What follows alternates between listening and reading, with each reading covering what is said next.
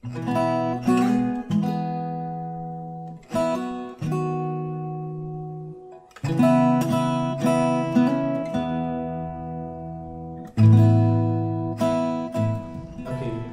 semua.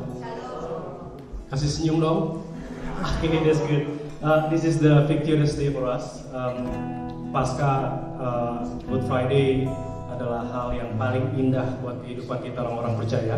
Jadi jangan sia-siakan hari ini. Ini hari kemenangan. Ini hari di mana Yesus mati untuk kita semua dan kita mempunyai hidup di dalam Tuhan.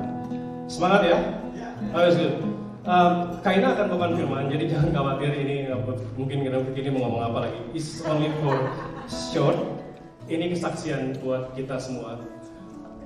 Waktu saya berdiri di sana duduk nyanyikan lagu puji-pujian yang tadi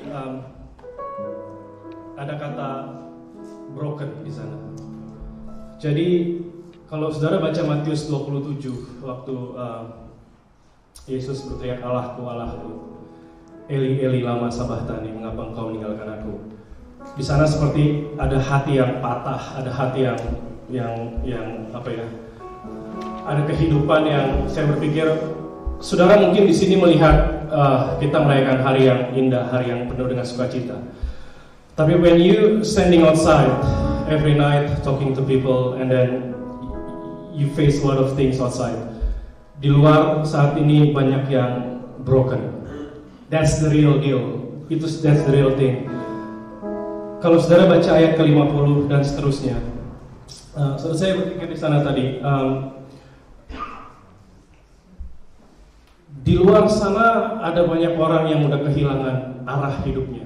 Saudara jangan berpikir waktu orang melihat saudara orang nyetir di luar, orang-orang berjalan di luar, mereka terlihat tersenyum. Tapi kalau saudara ngomong sama mereka, saya udah ngomong berapa kali-kali, saya face so many people outside.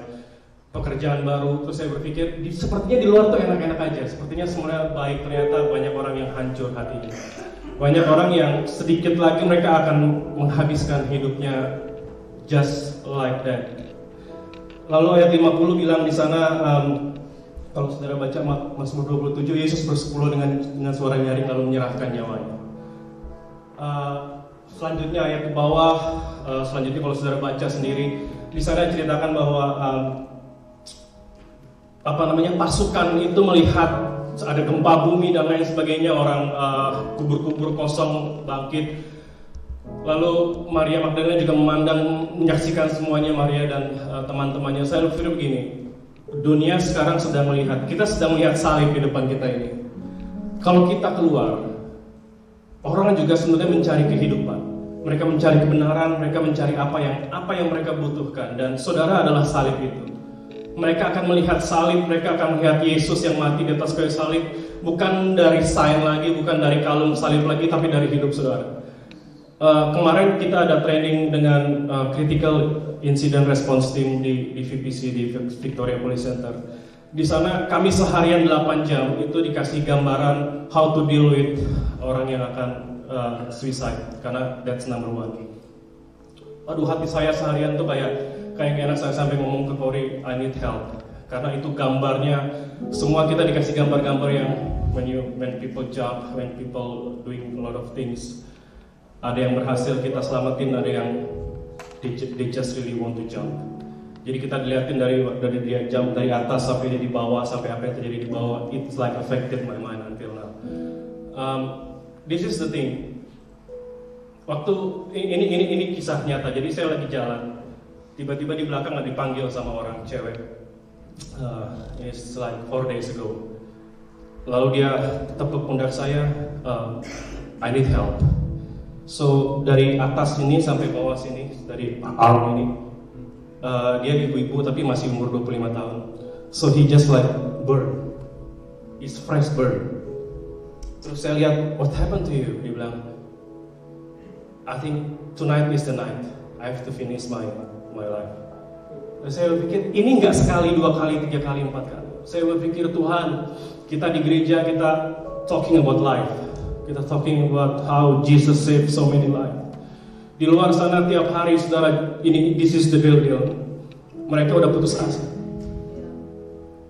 Kita di sini masih punya pengharapan yang luar biasa, kita nyanyi dengan luar biasa, kita bisa menangis melihat Yesus, kita baca Alkitab, kita bisa menangis. Di luar sana orang menangis tapi mereka nggak punya apa-apa. They just like, to be honest, orang di luar sana, orang yang bekerja dari pagi sampai malam, they just like nggak ada pengharapan sama sekali. If someone told him, okay, udah nggak usah lah, udah selesaikan hidup saudara, mereka akan lakukan itu. Karena apa? Nggak ada pengharapan. Interest rate tambah naik, mereka nggak bisa cari uang, mereka udah mengharapkan government juga. That's the real deal outside. Lalu saya tanya sama orang ini, kenapa kamu lakukan ini? Dia jawab ini, you know what? Kehidupan sekarang nggak lebih baik. Kata orang, kehidupan setelah ini lebih baik. So I just want to move from this side to another side. People say another side is good, so I want to taste it. Dia bilang, mendingan saya hidup di sebelah sana deh, karena atau orang hidup sana lebih baik. Lalu saya pikir begini, gereja sekarang need to do something. Kita bilang kita punya hidup yang berkemenangan dan lain sebagainya. Di luar sana orang udah, they just going down, down, and down. Saya pernah dalam hati saya berpikir, can God give me something to deal with these people? Saya nggak tahu gimana caranya, tiba-tiba saya dapat kerjaan ini. Saya berpikir, this is the calling. Ada ibu-ibu lagi datang, terus dia bilang begini, you know, kalau besok saya selesai hidup saya, menurut Bapak, benar nggak di hidup yang di sebelah sana itu lebih baik? Lalu saya bilang, how to deal with these people, we cannot lie, we have to tell the truth. Karena itu training kita, dibilang kamu kalau deal sama orang seperti ini, just tell the truth. Jangan berpikir, oh enggak, jangan, kamu jangan mengambil kamu hidup di sini aja, nanti pasti ada jalan keluar, ada jalan keluar. Waktu kita ngomong ke jalan keluar ke mereka, waktu mereka nggak menemukan, it means that's it. Lalu saya bilang ke ibu ini, I don't know what's happening in the other side. Tapi yang saya tahu, kalau ibu punya pengharapan, there is always a hope. Lalu saya berpikir, dia lihat saya, mata saya seperti ini. Dia bilang, sebenarnya begini, saya pengen setiap orang punya ngomong seperti itu, yang ada pengharapan walaupun mereka belum lihat, tapi ada orang yang bicara pengharapan. Jadi buat kita semua yang ada di sini, when you talk to many people outside, bicaralah tentang salib, bicaralah tentang Yesus. Mereka butuh itu. Kita nggak usah bicara yang lain, karena saat ini dunia sedang, mereka broken. Kalau kita merayakan Good Friday hari ini, that's the best for us. So Kaina akan sampaikan firman-Nya, so Tuhan berkati.